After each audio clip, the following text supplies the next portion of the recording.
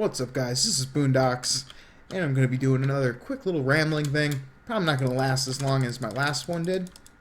Uh, who knows? I'm only going to probably be here for like another 7 waves or so, and then probably finish this up, so who knows.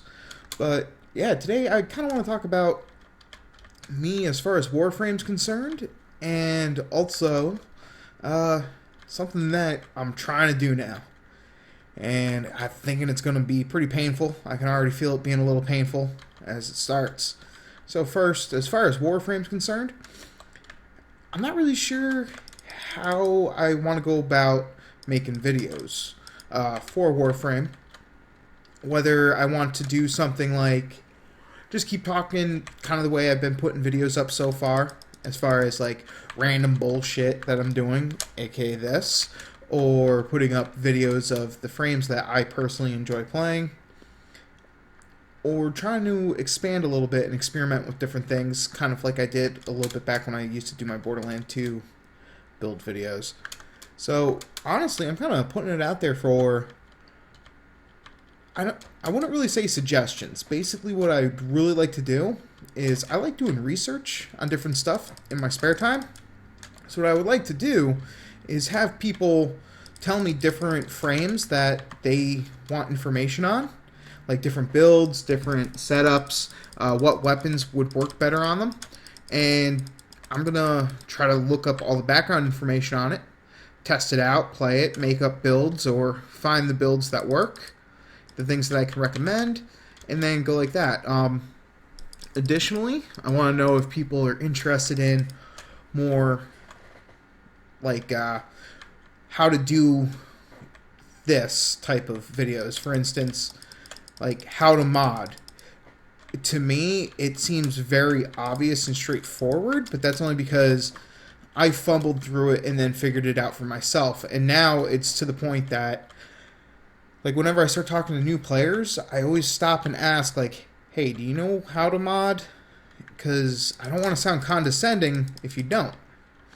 By that, I mean, like, do you know how to do fusions? Do you know not to fucking fuse together broken or damaged mods? Things like that. Whether or not I need to make videos on that. I was kind of thinking about going back and making a new account and then playing through on the new account to show, like, hey, this is what you need to do when you're first starting out. AKA, pick Excalibur, first and foremost. Pick Excalibur. And then, after that, level up these weapons as high as possible before you get tired of it. Pick up the next weapons, find your mods, mod it up, and so on and so forth.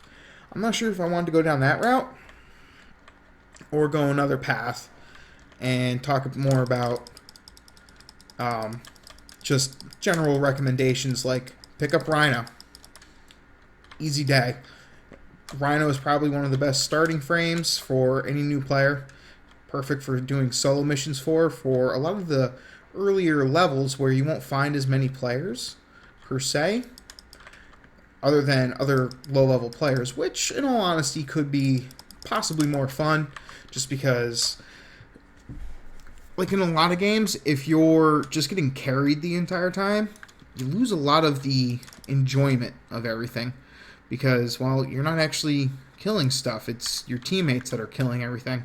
And I totally understand that. That's part of the reason why I kind of had a recent step back. Holy shit, look at all these fucking fusion cores. Ugh. I need to learn how to spell faster. Yeah, I was playing D3 with a bunch of my friends recently, and I kind of stepped away from it, mostly because my one buddy, the guy that I really like to play with, old friend from when I was in the Navy, he got so far ahead of me, I felt like I was holding him back, and I just couldn't get the fucking gear to, like, catch up. So either I felt like I was holding him back, or some of the runs, I just wasn't having fun, because we'd be going on a greater rift that was so high that I just couldn't kill anything, and I pretty much just ran around like the old school power leveling where you had to stay close to your teammates. I ran around with a chicken with his head cut off and just tried to not die. and that kind of sucked. It was boring. I mean, dodge enemy shots is boring. Actually killing stuff in that game is very satisfying. It's similar to this. You know, you just kill massive numbers of enemies, you ragdoll the shit out of them like that. You know, that's enjoyable.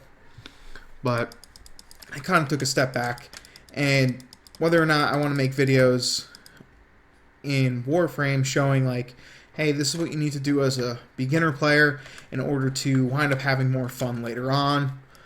I'm not sure if people would be as interested in that as just straight up builds or discussions on different weapons, that type of thing. So let me know your thoughts. The other thing I was just going to kind of ramble on about, so if you're not interested in anything non-Warframe related, please tune out. I'm going to check in later and tell everyone how I'm going, but right now it looks like I have for 8 more cigarettes. Those will probably be gone in like 2 days, if that. I'm going to quit smoking and dipping. I mean, in the grand scheme of things, I probably spend close to $150 to $200 a month on nicotine. And that's just not good. I mean, that's money I could be spending on alcohol, which is a lot more fun. Though, to be fair, I'm probably not going to do any drinking for the time being either, just because, you know, you have triggers. It's like any addiction. God damn it. Sometimes there's a weird glitch where when you melee, you kind of get stuck in it, and you can't break out until you melee something else. Oh no, I lost my carrier. But just like anyone that's trying to fight addiction, whether you're a simple smoker or heroin user, you can't really do one thing that you used to accompany with others. So for instance, I like to drink while playing video games. So right now I kind of want to have a drink or two, but I'm not going to, because I also associate tobacco with drinking. So for the time being, I'm probably going to have to go without. I have quit before multiple times. I mean, obviously when I was in boot camp, I wasn't able to have any tobacco or alcohol for that matter, unfortunately. But, you know, I almost immediately started smoking again as soon as I got out of boot camp. You know, I kind of followed the rules. We weren't supposed to smoke until we got to our next fucking command. I waited until I got to the airport in Charleston instead of the airport in Chicago. But, yeah, I pretty much started smoking almost immediately again after getting out of boot camp. The other times I quit smoking and dipping successfully, oddly enough, were on deployments. You would think that on a deployment I'd be like super stressed out, and that would make me want to smoke more, or dip more for that matter. But in all honesty, what wound up happening is I just got so busy with work that my buddy would invite me to go smoke, and I'd be like, nah, I'm going to keep on working, and then I would just kind of forget about it. I was so focused on doing other stuff that smoking just didn't really get me. As far as dipping was concerned, I didn't dip on deployment mostly because the ship always ran out, like almost immediately. So unless you brought a shit ton with you, you always ran out. And then people wound up selling each tin for like $20 a pop. And that's a lot of money to be passing up. So if I did bring dip with me underway, that shit got sold as soon as other people ran out and I had some left. Yeah. I was one of those scumbags. At least I was an actual tobacco user that did that. There's a lot of non-tobacco users, especially in the supply, that whenever a new shipment came in from a replenishment at sea, they would buy all the cartons of smokes and the tins of dip and then sell them at ridiculous prices to non-supply people. And it was kind of horseshit. Not as bad as fucking officers when they were doing their flight training, flying back to San Diego to refuel, and then going to the goddamn McDonald's while their jet's getting refueled, and then flying back to the ship and selling fucking double cheeseburgers for $5 a pop, making a $4 profit off those bitches. But I digress. The weird thing, though, is every time I was on deployment and I quit smoking, as soon as I got to a port, you know, like Liberty for a weekend, like Thailand or something, well, it's Thailand, I'm going to be drinking. South Korea, I'm going to be drinking. And that's honestly what I think it was. The alcohol led to the cigarettes. And I want to quit, not so much for my health, mostly because of the money situation. Like, thinking about how much money I actually spend on tobacco, it's kind of ridiculous. By comparison, I mean, in the grand scheme of things, I can go through a tin of dip a day.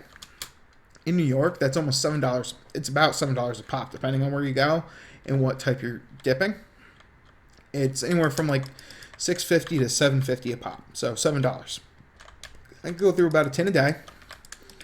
That's 7 days a week, right? So, right there, that's already going to be... wow. Simple math is hard. It's 49, right? Oh, Jesus. I feel like a total jackass now. I can't even do simple math because my brain's occupied with video gaming. And I'm kind of letting my team down, honestly, because they're not getting full health. So we'll say about $50 a week. So, yeah, about $200 a month, right? And that's just not healthy for my wallet. So, just for that reason alone, I'm kind of wanting to get away from using tobacco. And hopefully that'll work out for me. In the grand scheme of things, it's kind of hard right now. If anyone's ever dealt with addiction, like, my hands always shake, but right now, oh my God, my heart's kind of beating fast because I really want that smoke. Like I said, I have 8. Once these are gone, I'm not buying any more. And that'll be that. So, wish me luck. Yeah, so that's going to be my second ramblings. Anyways, guys, until next time, good luck, have fun, peace.